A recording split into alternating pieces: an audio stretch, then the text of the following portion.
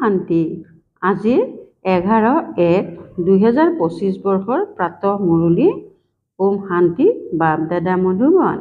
আজি বাবাই কৈছে, মৰমৰ সন্তানসকল, যোগ হৈছে অগ্নিতুল্য, য'ত তোমালোকৰ পাপ ভস্ম হৈ যায়, আত্মা শতপ্ৰধান হৈ যায়। সেয়েহে একমাত্ৰ পিতাৰ স্মৃতিত যোগযুক্ত হৈ থাকা। প্ৰশ্ন: পুণ্য আত্মা হ'বলগীয়া সন্তানসকলে কোনটো কথাৰ প্ৰতি বহুত ধ্যান দিব লাগে? উত্তৰ: ধন দান কাক দিব লাগে এইটো কথাৰ প্ৰতি পুৰা ধ্যান দিব লাগে। যদি কাৰোবাক ধন দিলা আৰু তেওঁ গৈ মদ্যপান আদি কৰিলে, বেয়া কাম কৰিলে, তেন্তে তাৰ পাপ তোমালোকৰ ওপৰত আহি যাব। তোমালোকে পাপ আত্মাসকলৰ লগত এতিয়া লেনদেন কৰিব নালাগে। ইয়াতো তোমালোক পুণ্য আত্মা হ'ব লাগে। গীত: তেওঁ আমাৰ পৰা বিচ্ছিন্ন নহয়। ওম শান্তি। ইয়াক কোৱা হয় স্মৃতিৰ অগ্নি। যোগ অগ্নি মানে স্মৃতিৰ অগ্নি। অগ্নি বুলি কিয় কোৱা হয়? কিয়নো ইয়াত পাপ ভস্ম হৈ যায়। এইটো কেৱল তোমালোক সন্তানসকলেহে জানা। কেনেকৈ আমি তমোপ্ৰধানৰ পৰা শতপ্ৰধান হওঁ। শতপ্ৰধানৰ অৰ্থই হৈছে পুণ্য আত্মা আৰু তমোপ্ৰধানৰ অৰ্থই হৈছে পাপ আত্মা। কোৱাও হয় যে এওঁ বৰ পুণ্য আত্মা, এওঁ পাপ আত্মা। ইয়াৰ দ্বাৰা এইটো সিদ্ধ হয় যে আত্মাহে শতপ্ৰধান হয়, আকৌ পুনৰ্জন্ম লৈ লৈ তমোপ্ৰধান হয়। সেয়েহে ইয়াক পাপ আত্মা বুলি কোৱা হয়। পতিত পাৱন পিতাকো এইবাবেই স্মৰণ কৰে যাতে তেওঁ আহি পাৱন আত্মা কৰি তোলে। পতিত পাৱন কোনে কৰি তুলিলে সেয়া কোনেও নাজানে। তোমালোকে জানা যে যেতিয়া পাৱন আত্মা আছিলা তেতিয়া তাক ৰাম ৰাজ্য বুলি কোৱা হৈছিল। এতিয়া পতিত আত্মাসকল আছে, সেয়েহে ইয়াক ৰাম ৰাজ্য বুলি কোৱা হয়। ভাৰতেই পাৱন, ভাৰতেই পতিত হয়। পিতাহে আহি ভাৰতক পাৱন কৰি তোলে। বাকী সকলো আত্মা পবিত্ৰ হৈ শান্তিধামলৈ গুচি যায়। এতিয়া হৈছে দুখধাম। ইমান সহজ কথাবোৰো বুদ্ধিত ধাৰণ নহয়। যেতিয়া অন্তৰেৰে বুজিব তেতিয়া প্ৰকৃত ব্ৰাহ্মণ হ'ব। ব্ৰাহ্মণ নোহোৱাকৈ পিতাৰ পৰা উত্তৰাধিকাৰ পাব নোৱাৰে। এতিয়া এয়া হৈছে সংগম যুগৰ যজ্ঞ। যজ্ঞৰ বাবেতো ব্ৰাহ্মণ নিশ্চয় লাগে। এতিয়া তোমালোক ব্ৰাহ্মণ হৈছা, এইটো জানা যে মৃত্যুলোকৰ এয়া হৈছে অন্তিম যজ্ঞ। মৃত্যুলোকতেই যজ্ঞ হয়, অমৰলোকত যজ্ঞ কৰা নহয়। ভক্তসকলৰ বুদ্ধিত এই কথাবিলাক ধাৰণ হ'ব নোৱাৰে। ভক্তি সম্পূৰ্ণ বেলেগ, জ্ঞান বেলেগ। মনুষ্যই আকৌ বেদ শাস্ত্ৰসমূহকে জ্ঞান বুলি ধৰি লয়।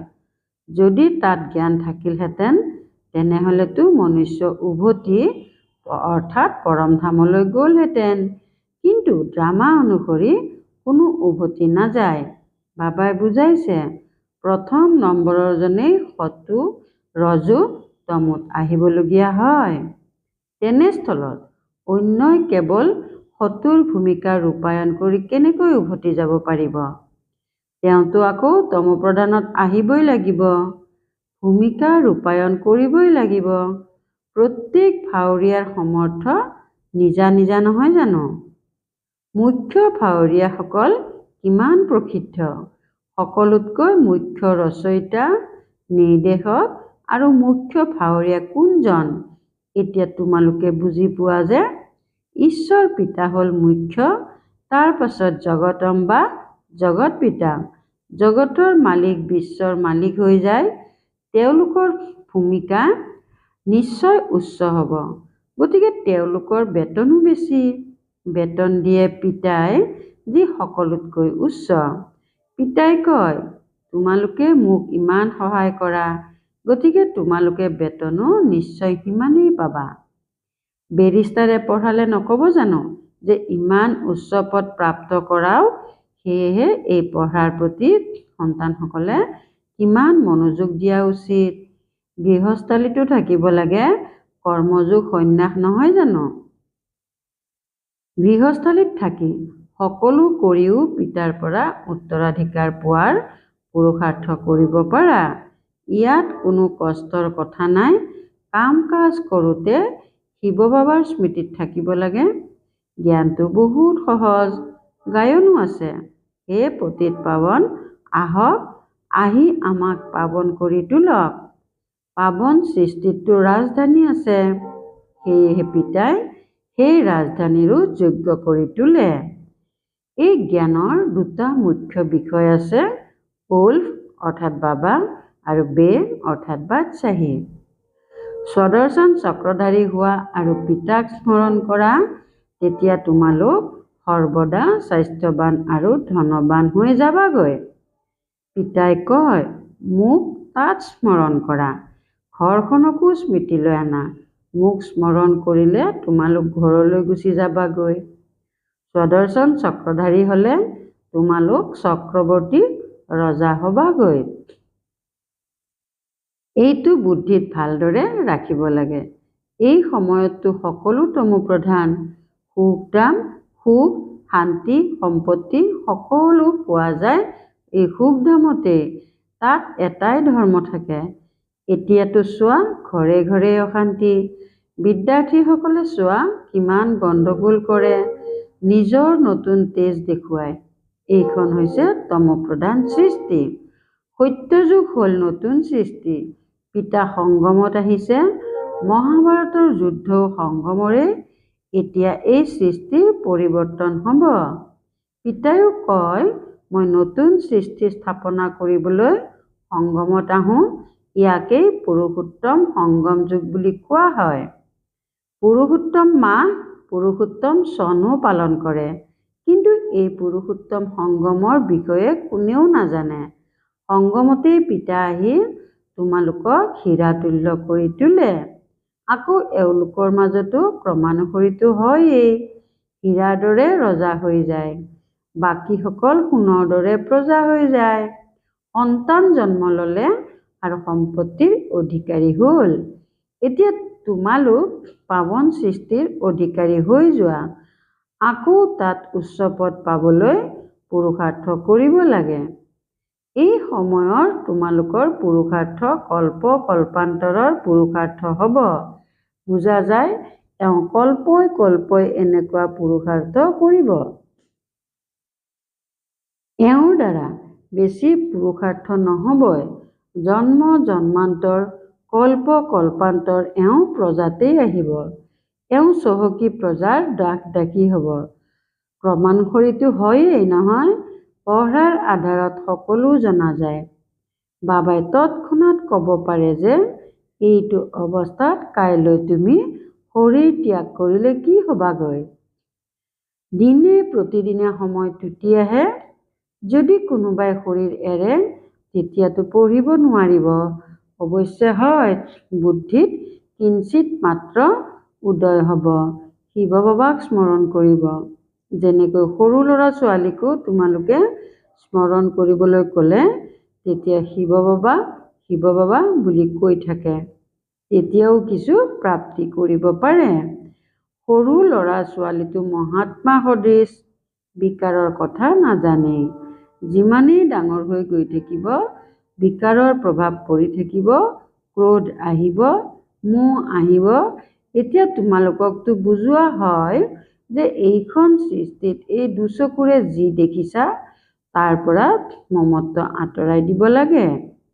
আত্মাই জানে এয়াতো সকলো সমাধিস্থ হৈ যাব। তমোপ্ৰধান বস্তু।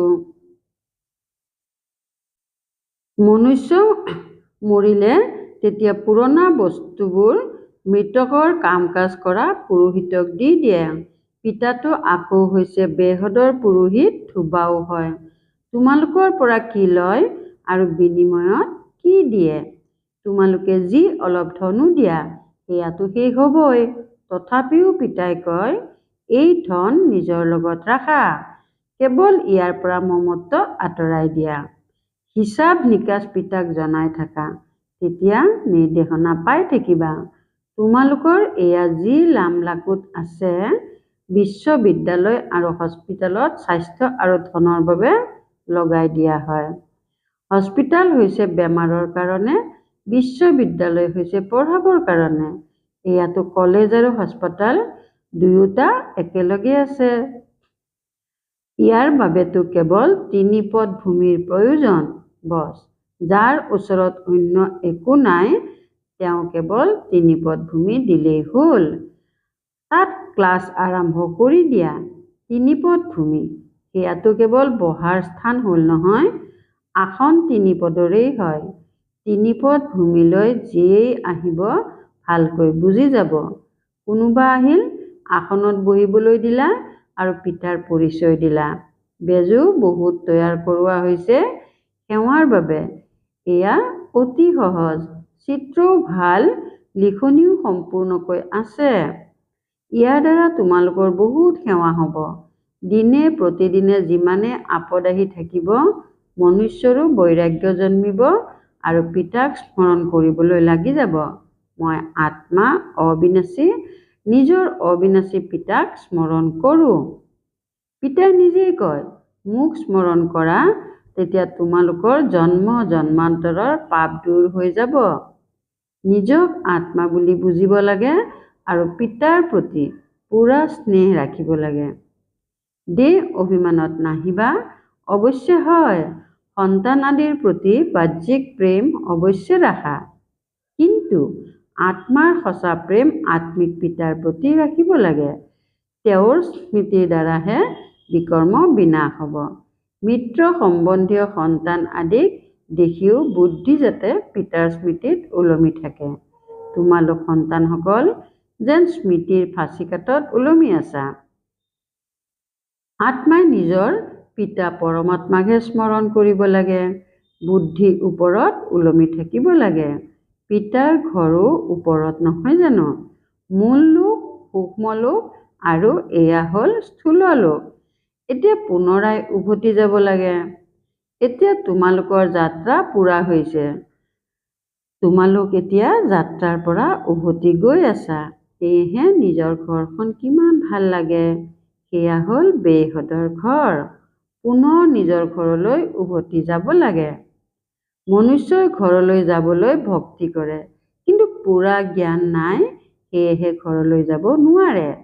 ভগৱানৰ ওচৰলৈ যাবলৈ বা নিৰ্বাণ ধামলৈ যাবলৈ কিমান তীৰ্থযাত্ৰা আদি কৰে, পৰিশ্ৰমো কৰে। সন্ন্যাসী লোকসকলে কেৱল শান্তিৰ পথহে দেখুৱায়। সুখধামকতো নাজানেই। সুখধামৰ পথ কেৱল পিতাইহে দেখুৱায়।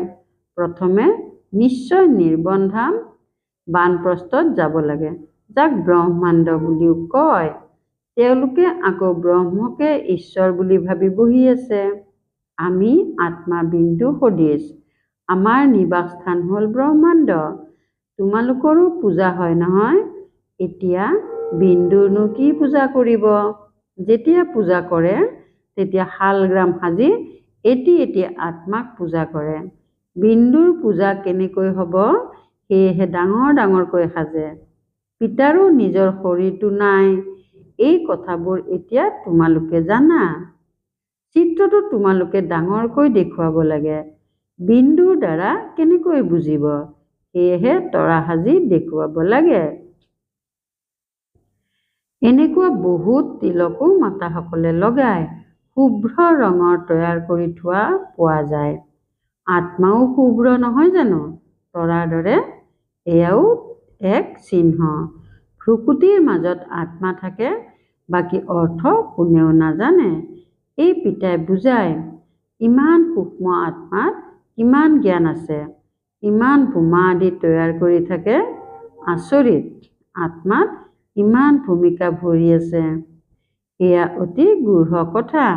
ইমান সূক্ষ্ম আত্মাই শৰীৰৰ দ্বাৰা কিমান কাম কৰে। আত্মা অবিনাশী। ইয়াৰ ভূমিকা কেতিয়াও বিনাশ নহয় আৰু ভূমিকাও সলনি নহয়। এতিয়া বৃক্ষ অতি বিশাল। সত্যযুগত কিমান সৰু বৃক্ষ, পুৰণিতো নহয়। মিঠা সৰু বৃক্ষৰ পুলি এতিয়া ৰোপণ কৰি থকা হৈছে। তোমালোক পতিত হৈ গৈছিলা, এতিয়া পুনৰ পাৱন হৈ আছা। সূক্ষ্ম আত্মাত কিমান ভূমিকা আছে। এয়া হৈছে প্ৰকৃতি অবিনাশী ভূমিকা চলি থাকে। এয়া কেতিয়াও বন্ধ নহয়। অবিনাশী বস্তু তাত অবিনাশী ভূমিকা ভৰি আছে। এয়া আশ্চৰ্যকৰ নহয় জানো? পিতাই বুজায়, সন্তানসকল দেহী অভিমানী হ'ব লাগে। নিজক আত্মা বুলি বুজি পিতাক স্মৰণ কৰা। ইয়াতেই পৰিশ্ৰম কৰিবলগীয়া হয়। বেছি ভূমিকা তোমালোকৰেই, বাবাৰ সিমান ভূমিকা নাই যিমান তোমালোকৰ আছে। পিতাই কয়, তোমালোক স্বৰ্গত সুখী হৈ যোৱাগৈ, সেয়েহে মই বিশ্ৰাম লওঁ। মোৰ কোনো ভূমিকা নাই। এই সময়ত কিমান সেৱা কৰোঁ, এই জ্ঞান ইমান আশ্চৰ্যকৰ, তোমালোকৰ বাহিৰে অন্য কোনেও অলপো নাজানে। পিতাৰ স্মৃতিত নাথাকিলে ধাৰণাও নহ'ব। খোৱা বোৱা আদিৰো তাৰতম্য হ'লে ধাৰণাত তাৰতম্য হৈ যায়। ইয়াত পবিত্ৰতা বহুত ভাল হ'ব লাগে। পিতাক স্মৰণ কৰা বহুত সহজ। পিতাক স্মৰণ কৰিব লাগে আৰু উত্তৰাধিকাৰ প্ৰাপ্ত কৰিব লাগে। সেয়েহে বাবাই কৈছিল, তোমালোকে নিজৰ লগতো চিত্ৰ ৰাখা। যোগ আৰু প্ৰাপ্তিৰ চিত্ৰ অংকন কৰা, তেতিয়া নিচা থাকিব। আমি ব্ৰাহ্মণৰ পৰা দেৱতা হৈ আছো, পুনৰাই আমি দেৱতাৰ পৰা ক্ষত্ৰিয় হ'মগৈ। ব্ৰাহ্মণ হ'ল পুৰুষোত্তম সংগম যোগী। তোমালোক পুৰুষোত্তম হৈ নোযোৱা জানো? মনুষ্যক এই কথাবোৰ বুদ্ধিত ধাৰণ কৰাবলৈ কিমান পৰিশ্ৰম কৰাব লাগে। দিনে প্ৰতিদিনে যিমানেই জ্ঞান বুজি গৈ থাকে, সিমানে আনন্দিতও হৈ থাকিব। তোমালোক সন্তানসকলে জানা, বাবাই আমাৰ বহুত কল্যাণ কৰে। কল্পই কল্পই আমাৰ আৰোহণ কলা হয়। ইয়াত থাকি শৰীৰ নিৰ্বাহৰ অৰ্থেও সকলো কৰিবলগীয়া হয়। বুদ্ধিত থাকিব লাগে যে মই শিৱ বাবাৰ ভাণ্ডাৰৰ পৰা খাওঁ। শিৱ বাবাক স্মৰণ কৰি থাকিলে বিপদ বিঘিনি সকলো দূৰ হৈ যাব। তাৰ পাছত এই পুৰণা শৰীৰ এৰি গুচি যাবাগৈ। সন্তানসকলে বুজি পায়, বাবাই একোৱেই নলয়, তেওঁতো দাতা হয়। পিতাই কয়, মোৰ শ্ৰীমতত চলা। তোমালোকে ধন দান কাক কৰিব লাগে, এইটো কথাৰ প্ৰতি পূৰা ধ্যান দিব লাগে। যদি কাৰোবাক পইচা দিয়া আৰু তেওঁ গৈ মদ্যপান আদি কৰে, বেয়া কাম কৰে, তেন্তে তাৰ পাপ তোমালোকৰ ওপৰত আহি যাব। পাপ আত্মাসকলৰ সৈতে লেনদেন কৰি পাপ আত্মা হৈ যায়। কিমান পাৰ্থক্য আছে। পাপ আত্মাই পাপ আত্মাৰ সৈতে লেনদেন কৰি পাপ আত্মা হৈ যায়। ইয়াতো তোমালোক পুণ্য আত্মা হ'ব লাগে। সেয়েহে পাপ আত্মাসকলৰ সৈতে লেনদেন কৰিব নালাগে। পিতাই কয়, কাকো দুখ দিব নালাগে, কাৰো প্ৰতি মোহ ৰাখিব নালাগে। পিতাও চেক্ৰিন অতি মিঠা হৈ আহিছে। পুৰণা লামলাকোটো লয়, বিনিময়ত সুদ সহিত কিমান দিয়ে চোৱা। বহুত বেছি সুদ পোৱা যায়।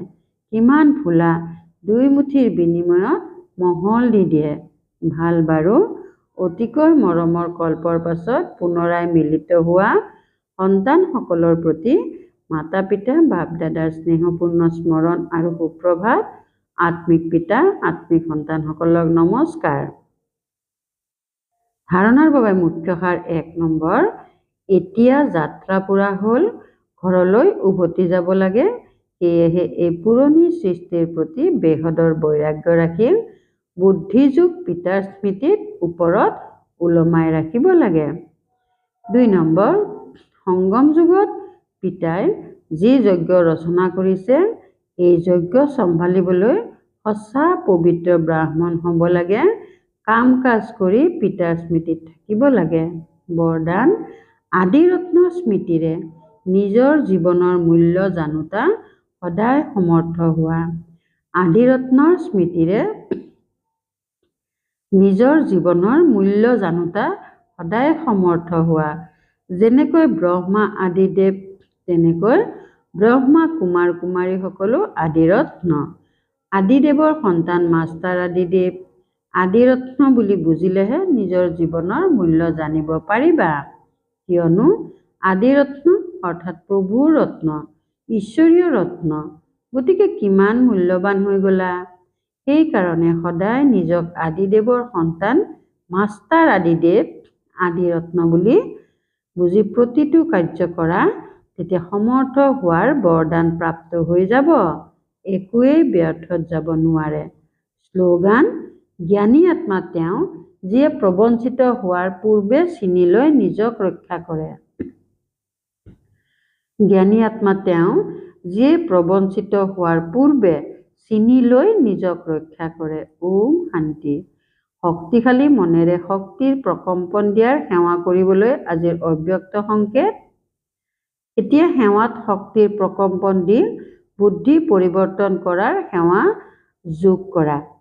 তেতিয়া দেখিবা সফলতা তোমালোকৰ আগত নিজেই নতশিৰ হ'ব।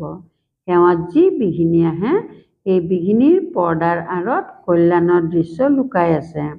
কেৱল মন বাণীৰে শক্তিৰে বিঘিনিৰ পৰ্দা আঁতৰাই দিয়া, তেতিয়া ভিতৰত কল্যাণৰ দৃষ্টিগোচৰ হ'ব। ওম শান্তি।